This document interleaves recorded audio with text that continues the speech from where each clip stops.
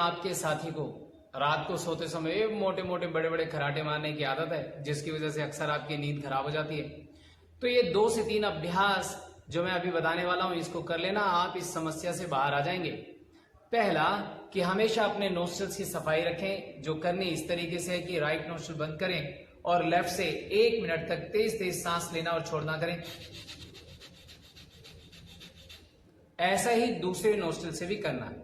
और फिर इसके बाद मुंह से सांस खींचनी है, मुंह से हवा खींचनी है और नाक से छोड़नी है। 25 से 30 बार इस अभ्यास को करना। और सिंहासन का जो है अभ्यास करें, सिंहनाद का अभ्यास करें, तो आप इस समस्या से बाहर आ जाएंगे। सिंहनाद कैसे करना है? सांस लें, जीभ बाहर, इसका भी 5 से 10 बार अभ्यास करें और आप अपनी समस्या से बाहर आ जाएंगे।